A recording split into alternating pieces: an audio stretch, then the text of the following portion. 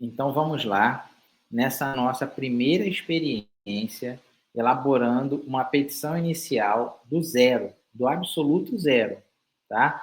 É a advocacia raiz aqui, a gente não vai usar modelo, obviamente, que agora, com o avanço tecnológico, nós temos algumas ferramentas, como, por exemplo, o chat GPT, para quem não sabe, é um chat interessante, e existem algumas empresas de plataformas que buscam informações jurídicas como jurisprudências, doutrinas, para facilitar o advogado a elaborar uma boa petição inicial, elaborar uma contestação. E muitos tribunais de justiça já aderem ao sistema de inteligência artificial para elaborar despachos, sentenças, decisões. Isso daí nós vamos falar também mais para frente. Não adianta trabalhar inteligência artificial sem conhecer a questão, a raiz do problema.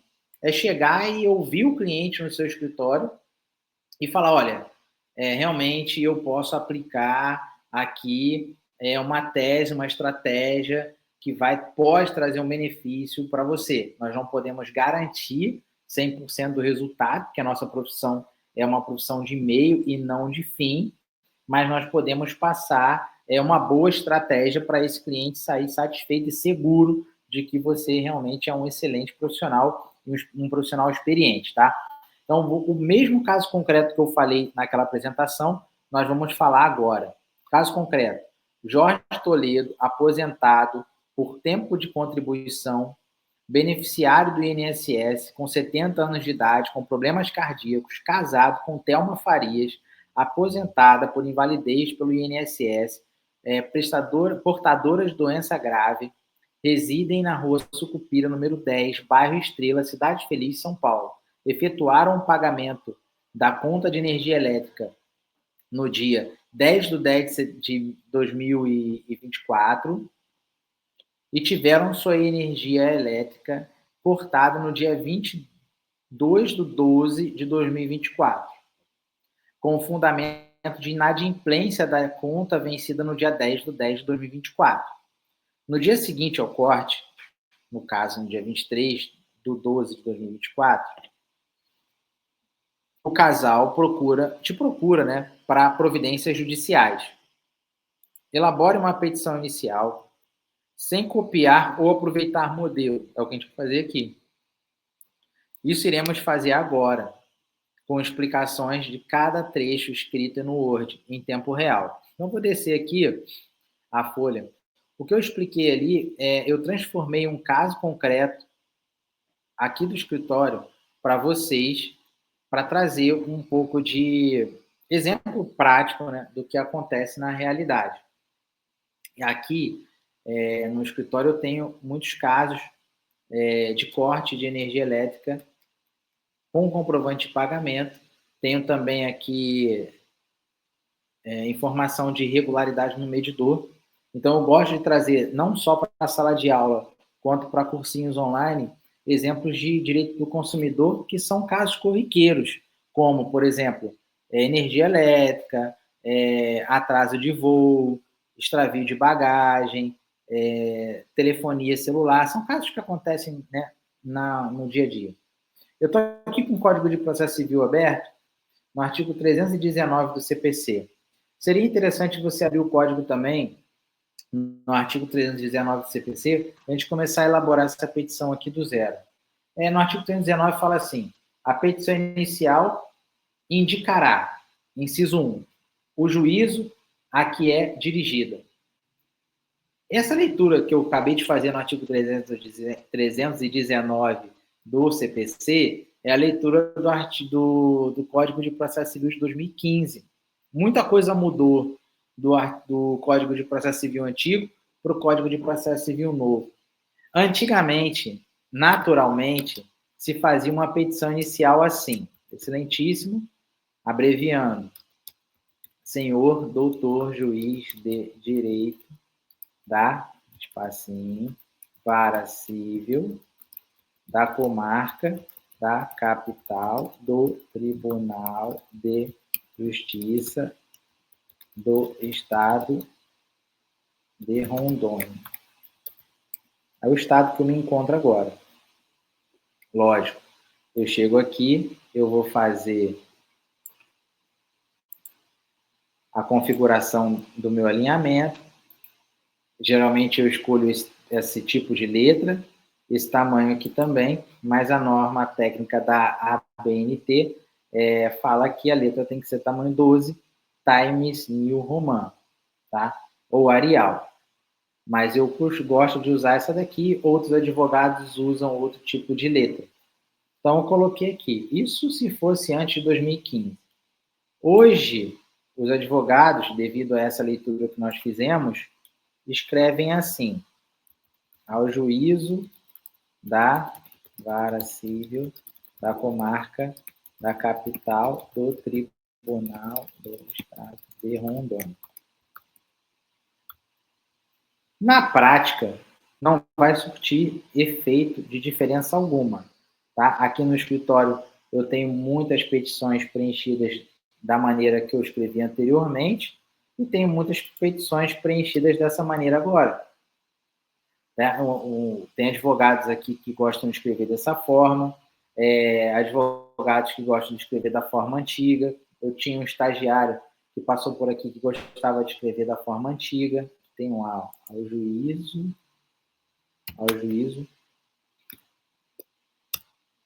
ou ao juiz da, tá? Isso aí não vai importar e a sua petição inicial não vai ser indeferida por conta do direcionamento. O importante é você dar o direcionamento, tá? A petição inicial indicará o juízo a que é dirigido. Eu coloquei aqui, ao juiz da Vara Civil da Comarca da Capital do Tribunal de Justiça, vou botar aqui, ó,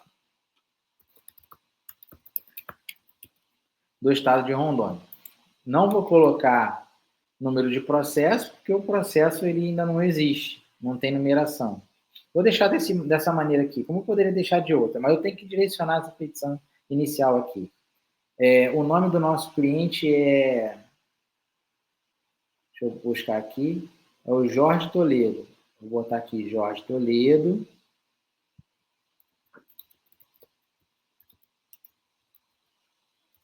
Brasileiro, casado, aposentado,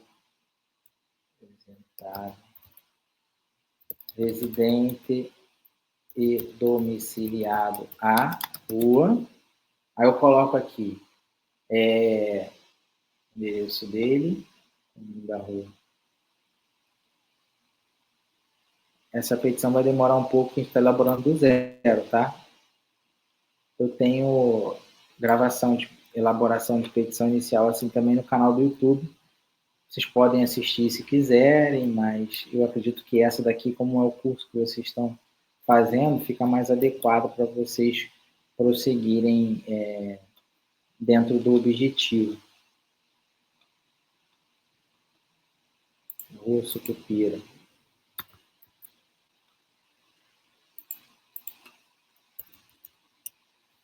Rua Sucupira.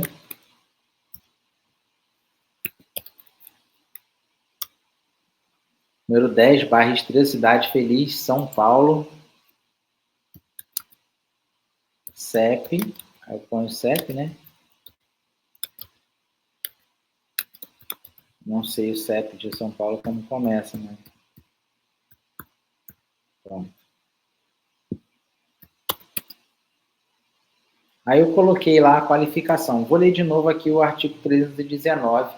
A petição inicial indicará o juízo a que é dirigida, nós colocamos ali em cima, está bem aqui, ao juiz da, ou ao juízo da, ou excelentíssimo senhor doutor juiz de direito da, vai depender.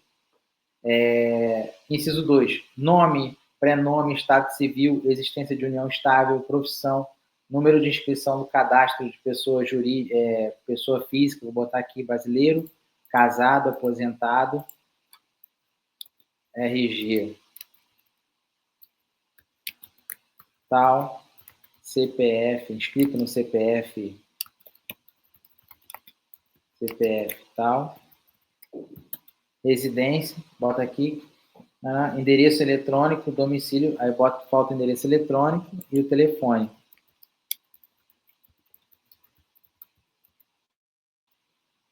Bota aqui Jorge Toledo.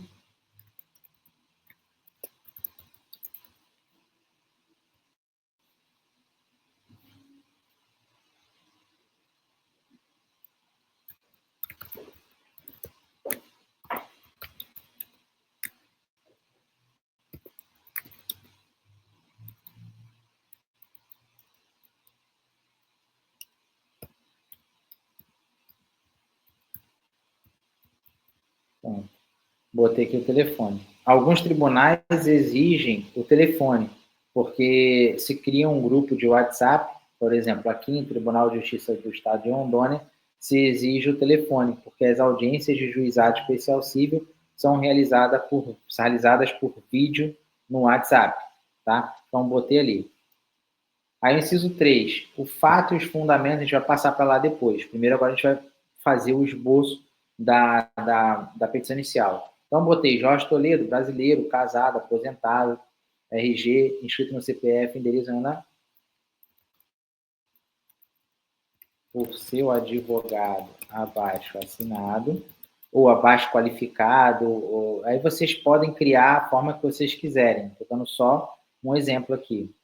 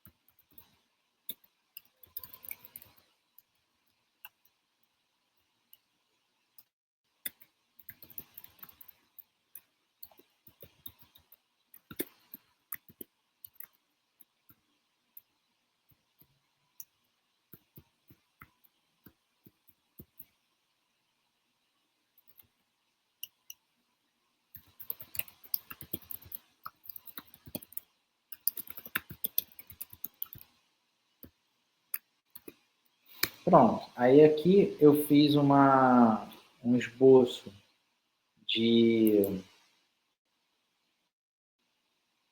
da petição inicial, para a gente ter uma noção de como é que fica a estrutura dela, tá? Acho que vocês estão enxergando bem aí. Falta só fazer aqui o parágrafo e a centralização do tipo de ação. O alinhamento aqui, geralmente eu coloco com 1,5 ou então 2,5, mas 1,5 seria o mais adequado. Aqui eu sempre centralizo essa... Deixa eu ver aqui, alinhamento. Sempre centralizo aqui. Esse tipo de ação pode ser ação de reparação de danos morais e obrigação de fazer, ou pode ser ação de obrigação de fazer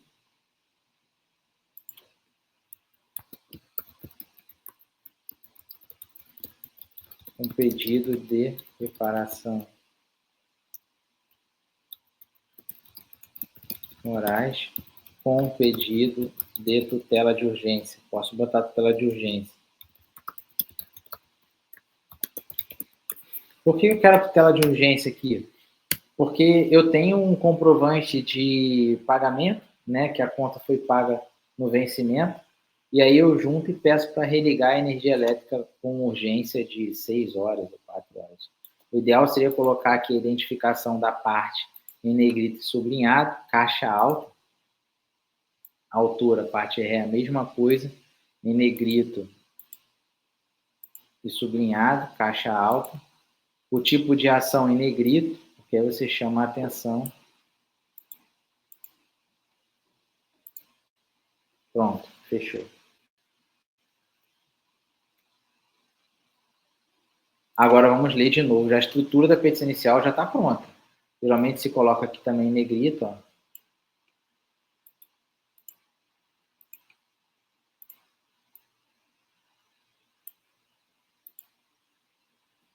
Pronto.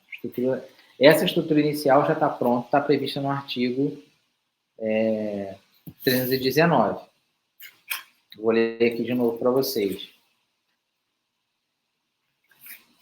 A petição inicial indicará o juízo a que é dirigida. Coloquei aqui. Fechou, tranquilo.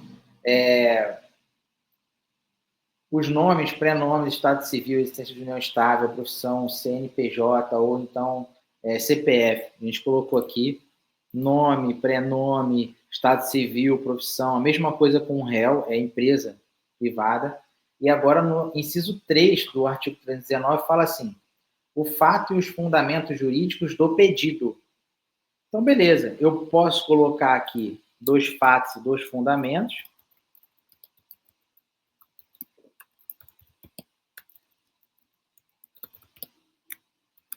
E aqui eu vou redigir os fatos e os fundamentos, tá? Eu posso deixar em caixa alta nesse lado, eu posso deixar em caixa alta, colocar no meio centralizado, eu posso colocar do outro lado, vai depender, vocês que vão escolher como é que vai ficar. Ou eu posso colocar, eu gosto de botar no meio, centralizado, assim. Ou eu posso colocar essa letra maiúscula e as outras minúsculas.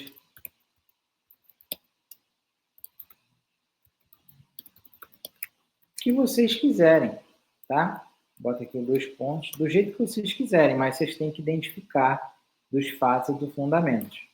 Vou botar aqui em negrito, posso botar em itálico se eu quiser, que eu estou chamando isso aqui do título, tá? Então eu vou pegar aqui do nosso caso concreto,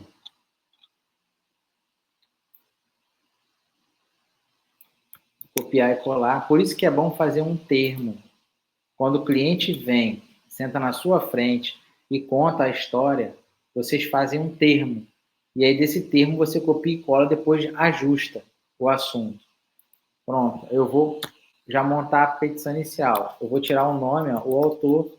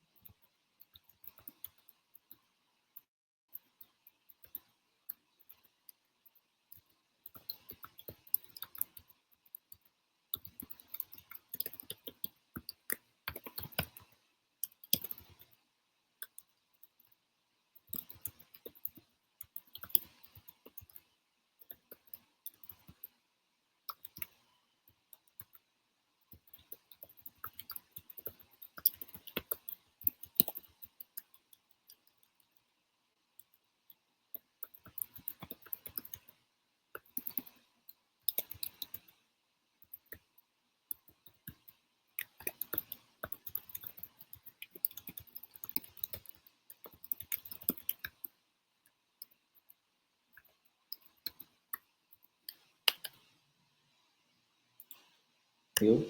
Nós já estamos elaborando aqui, inadimplência, uma petição inicial do zero. Eu não estou dizendo para vocês fazerem exatamente o que eu estou fazendo, mas eu estou dando só uma ideia, tá? De como é que funciona a elaboração de uma petição inicial. Eu botei assim, o autor, portador de problemas cardíacos, conforme documentos em anexo, e aí se ele fala que tem problema cardíaco, nós temos que pedir comprovação em laudo médico. Reside com sua esposa Thelma, portadora de doença grave, conforme se demonstra com laudos médicos em anexo. Efetuaram um pagamento da fatura de energia elétrica no valor de R$ 150, vencida no dia 10/10/2024, como se comprova em anexo. Então, o que eu fiz? Eu peguei, se ele é portador de doença cardíaca, eu peço a comprovação. Se a esposa é portadora de doença grave, eu peço a comprovação. E se ele é casado, eu peço a comprovação. Então, eu vou juntar certidão de casamento, comprovante de residência, comprovante de doença do marido, comprovante de doença da esposa, a conta, eu não coloquei nada do valor da conta no nosso caso concreto, eu criei agora, eu tenho que identificar o valor da conta, o dia do vencimento, tá? O dia do pagamento, o dia do vencimento. Juntar a fatura de energia elétrica e o comprovante de pagamento da energia elétrica. Pronto, fechei aqui, eu disse dos fatos, tá? E agora eu vou fundamentar esses fatos. Vou botar lá.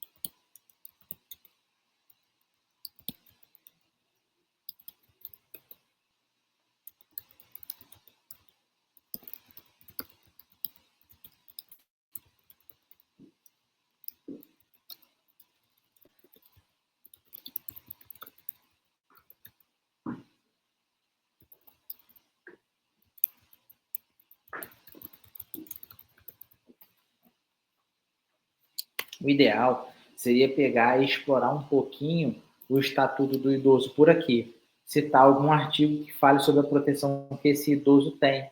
Não necessariamente com relação à energia elétrica, mas se ele pagou a fatura de energia elétrica, ele tem o direito da contraprestação. Se paga o consumo, se recebe pelo consumo. Ele não tem nenhuma fatura em aberto. Então aqui eu posso colocar um asterisco para depois, se vocês quiserem treinar, colocar aqui, fundamentar com os artigos do Estatuto. Pronto, idoso. Aqui a gente pode colocar alguma coisa para enriquecer os fatos, tá? Então, nós elaboramos aqui os fatos e os fundamentos. O fundamento vai enriquecer os fatos. Dá a obrigação de fazer. Qual seria a obrigação de fazer aqui? Seria o restabelecimento da energia elétrica, não é isso? Então, vem aqui, ó, tá? Vou botar negrito, que eu botei negrito lá, itálico, né?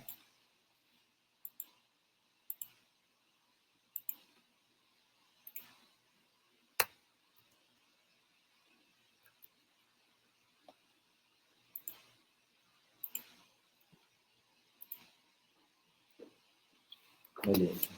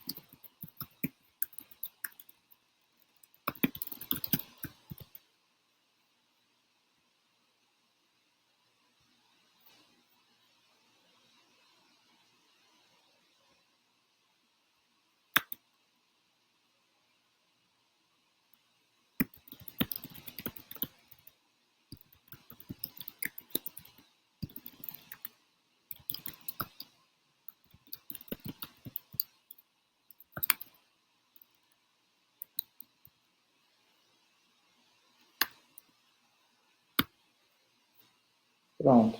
Eu coloquei aqui que a obrigação de fazer é a prestação de serviço de eletricidade, já que a fatura de energia elétrica ela está paga, não existe inadimplemento.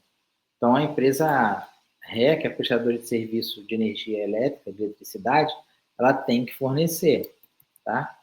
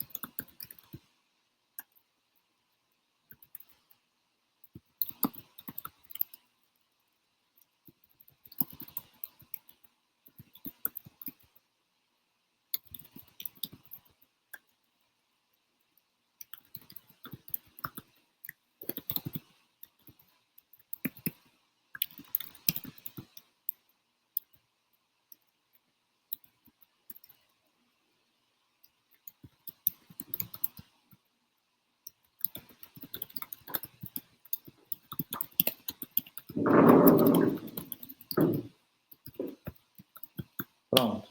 Aí eu coloquei aqui para ele ser obrigado a restabelecer o fornecimento de energia elétrica sob pena de multa diária a ser estipulada pelo juízo do dano moral. Bota aqui negrito, sublinhado, itálico, que eu optei assim do início, eu vou assim até o final. Uma outra coisa que alguns estagiários chegavam aqui no escritório, eu não falo mais sobre isso. É assim, como é que eu faço? Eu boto autor, e aí no primeiro parágrafo, no segundo parágrafo eu boto requerente, no terceiro parágrafo eu coloco parte autora, no quarto parágrafo eu boto reclamante. Não. Se você optou por autor e réu, você tem que falar autor e réu durante todo o momento da petição. Requerente, autor, réu, requerido, você que vai optar. Não é obrigado a colocar autor e réu ou requerente requerido, ou reclamante reclamado. Não. Geralmente reclamante reclamado se usa nas ações trabalhistas. Tá? Mas também existem ainda advogados e juízes que se referem lá na ação trabalhista autor e réu. Tá? Então, isso vocês podem encontrar no mercado de trabalho. Não se espantem com isso. Geralmente eu coloco, na maioria das vezes, autor e réu nas minhas ações cíveis. Então, o dano moral, eu vou fazer um fundamento. Geralmente você pega, copia e cola também de dano moral, coloca ali. A demonstração do dano moral, nesse caso, seria interessante porque o nosso ponto principal aí é um casal de idosos. Então, podemos colocar sobre isso aqui, ó, considerando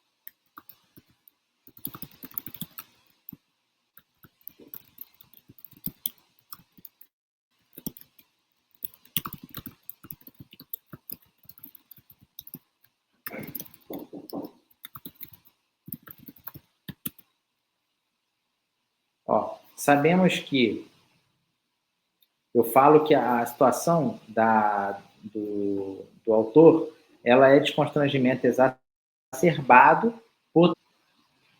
Bom, voltando aqui. Então, nessa parte aqui deu uma falha aqui na minha internet, mas essa parte aqui do dano moral que eu estou colocando, considerando o autor ser pessoa idosa, com problemas cardíacos e respaldado pelo Estatuto do Idoso, sabemos que o sentimento de impotência e constrangimento com toda a situação, por ter sua energia elétrica interrompida, mesmo que com o pagamento, eleva o sentimento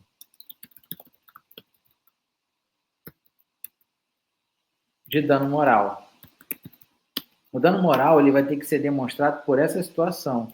Tá? É óbvio que a gente não está aqui com um texto perfeito para poder caracterizar o dano moral, porque aqui, nessa introdução que eu estou fazendo, dependendo do caso concreto, vocês podem colocar doutrina, vou botar aqui doutrina, jurisprudência,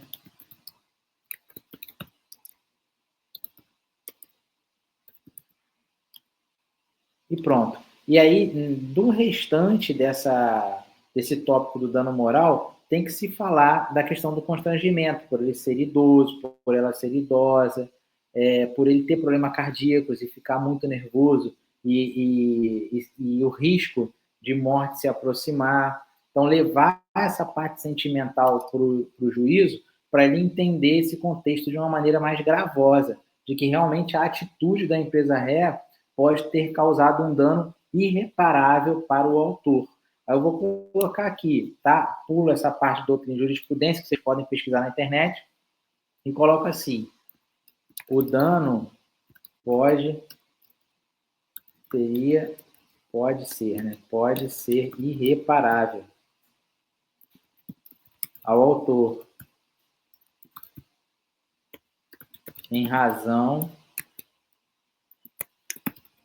da interrupção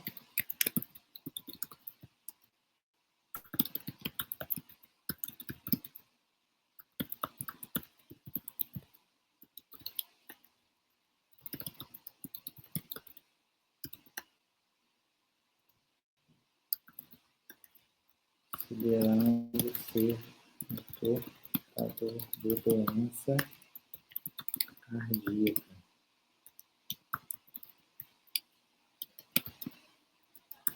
Aqui eu vou ter que dar o valor. Merece ser a empresa ré. É o ideal colocar o valor aqui. A empresa ré condenada a pagar o valor de... Aí eu posso estipular, já que vocês, dependendo do estado que você estiver, e a prática, né, que vocês tenham, se tem muita prática na advocacia ou pouca, geralmente eu coloco aqui 15 mil reais. Eu sei que o juiz não vai dar 15 mil reais. Mas, dependendo da situação e do contexto, pode chegar próximo disso.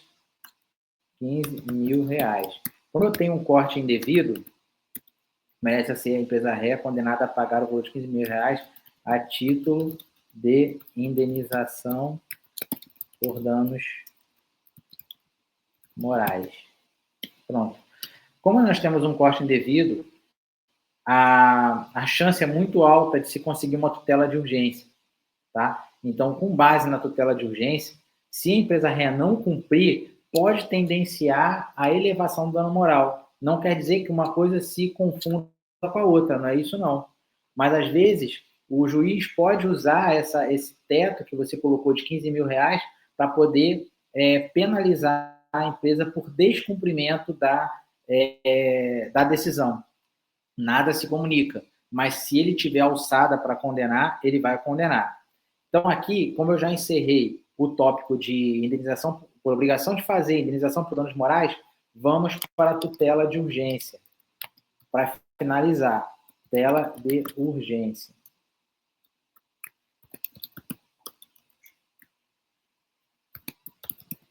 Ó, eu avisei para vocês que eu tenho aqui aberto o Código de Processo Civil na minha mesa, na minha frente, para poder dar uma base de uma maneira assim, raiz, né, como eu falei, sem copiar modelo de internet, nem nada. Vou colocar aqui o sublinhado e vou colocar centralizado. Eu tenho aqui uma orientação apenas do Código de Processo Civil. Então, a tutela de urgência ela é tratada no artigo 300 do CPC. Tá? A petição inicial ela é tratada no artigo 319. Então, se vocês pegarem o Código de Processo Civil, vai ter do artigo 300 até o artigo 315, falando de... 15 não, 311, falando de tutela de urgência e tutela de evidência. Nós vamos trabalhar apenas o artigo 300, tá? Que é o que a gente vai levar. 300 e 301.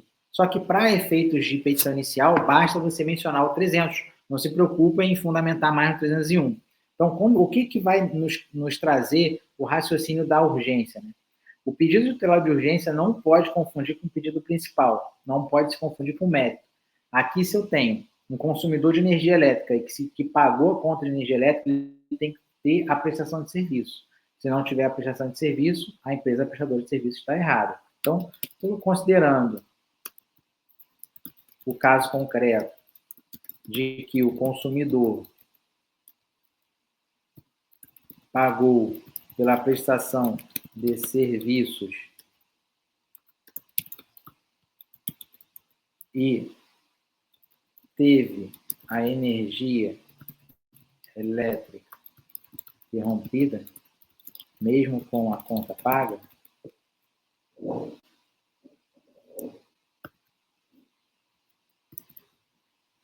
para que não haja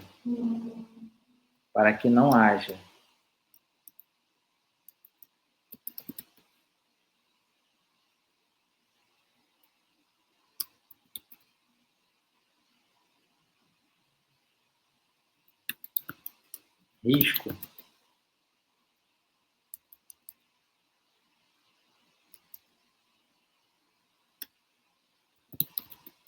o consumidor deve, o douto julgador,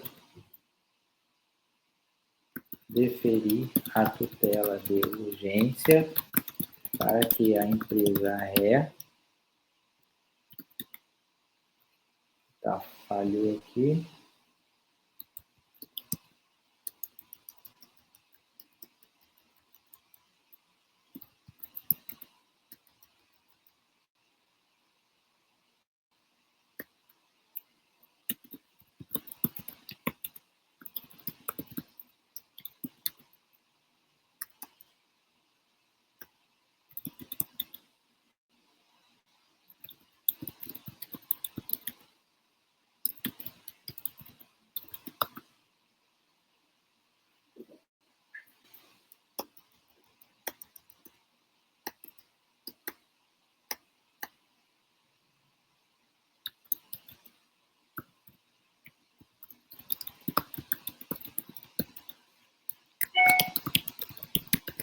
em até 6 horas.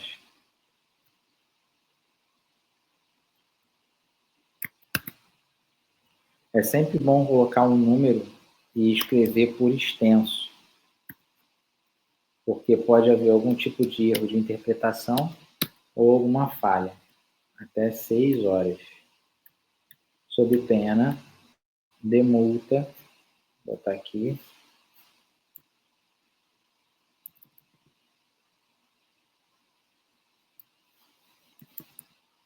sob pena de multa.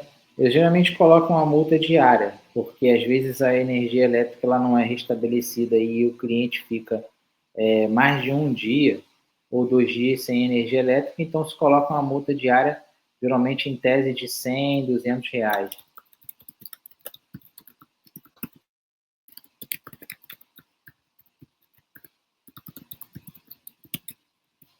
Bota sempre por extenso. Ou fundos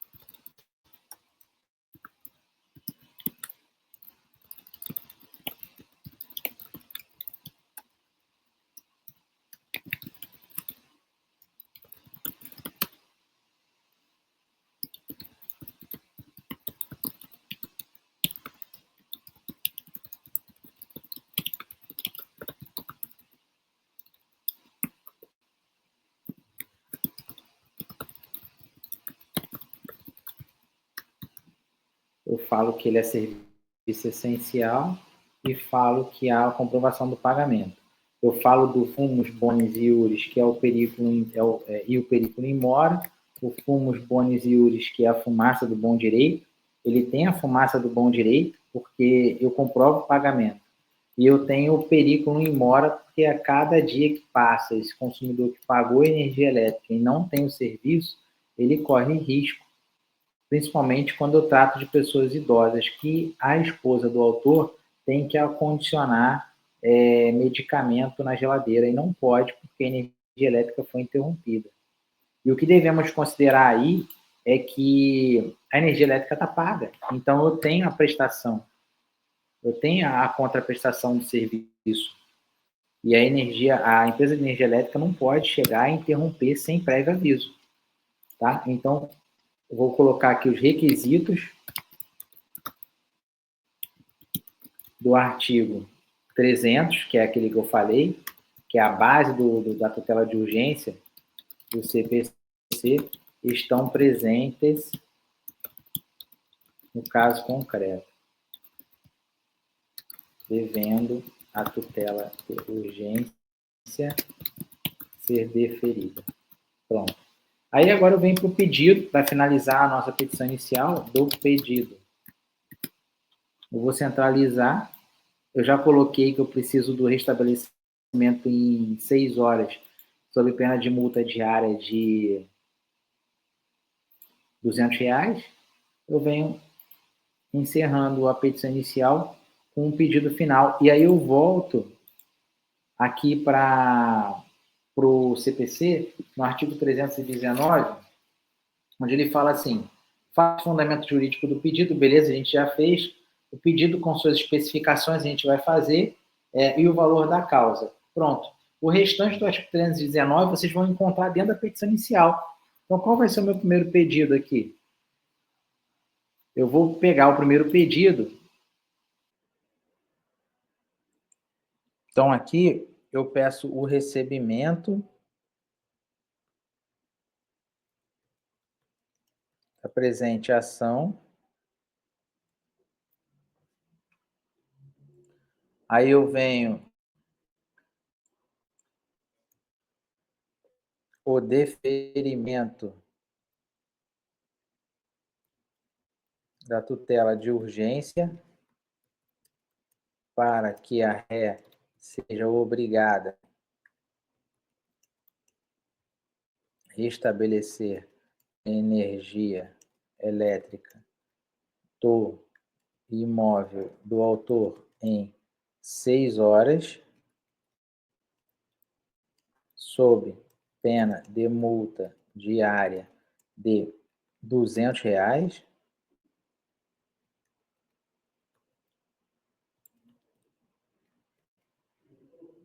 Na terceira parte, eu peço a citação da ré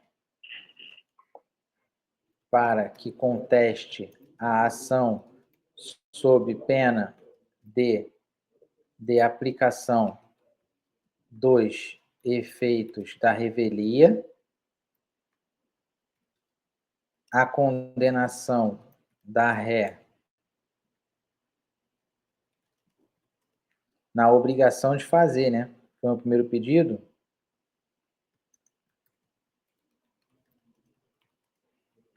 No sentido de restabelecer a energia elétrica sob pena de multa diária. 5. A condenação da ré, o pagamento de danos morais no valor de R$15.000.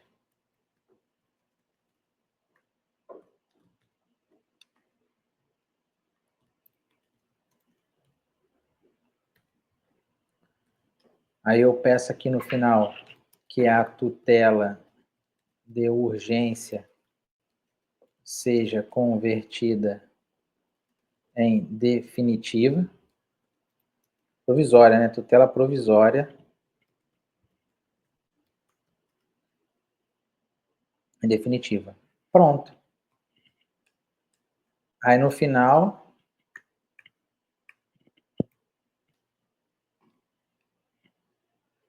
requer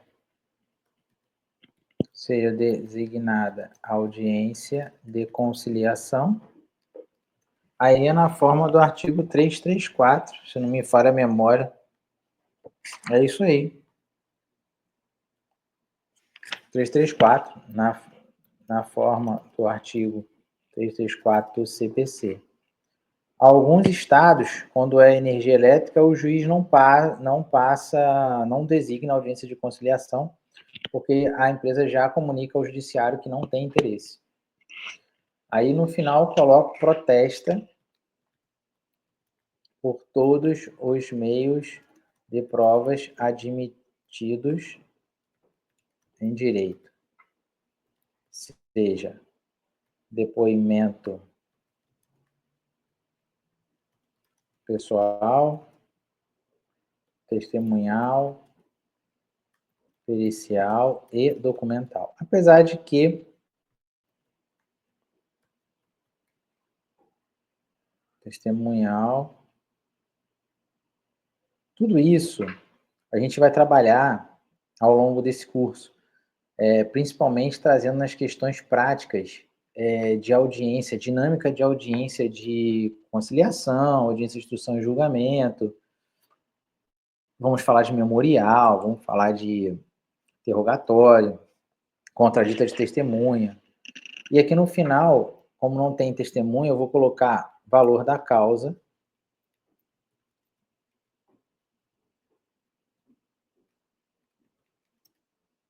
R$15.000.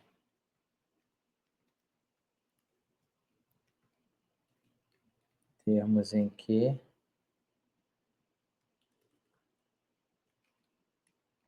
pede deferimento.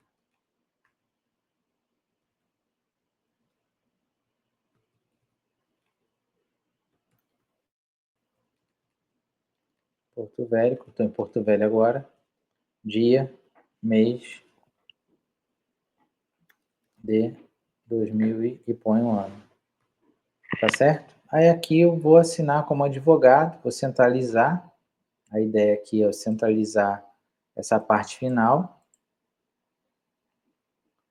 Pronto. E aqui eu vou botar meu nome e minha OAB.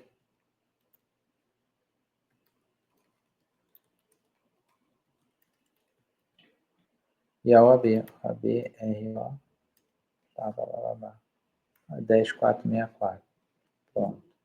Beleza. Aqui eu já tenho a minha petição inicial pronta. Essa petição inicial eu vou disponibilizar como um modelo genérico, tá? Não é um modelo que eu vou passar para vocês de petição inicial, mas isso aqui foi um trabalho que a gente acabou de fazer nessa aula de demonstração de elaboração de peças. Lógico, isso daqui a gente vai trabalhar ao longo do curso, tem que rechear essa petição inicial com outras informações, tá? Então, pessoal, ficamos aqui. Eu espero que vocês tenham curtido aí, gostado dessa elaboração de petição inicial aqui ao vivo, né? Porque está dentro da nossa estratégia de curso, para vocês verem como é que funciona a realização de uma peça processual sem copiar de modelo.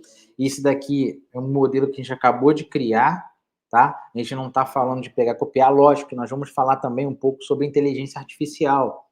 Como é que eu vou saber lidar com inteligência artificial se eu não sei elaborar uma peça processual? Então, para eu poder pedir uma petição inicial para a inteligência artificial fazer para mim, eu preciso entender como eu elaboro do zero uma petição inicial, tá bom? Então, aguardo vocês na próxima aula. Espero que vocês tenham gostado dessa elaboração de petição inicial aqui na prática, online e direto, de forma raiz.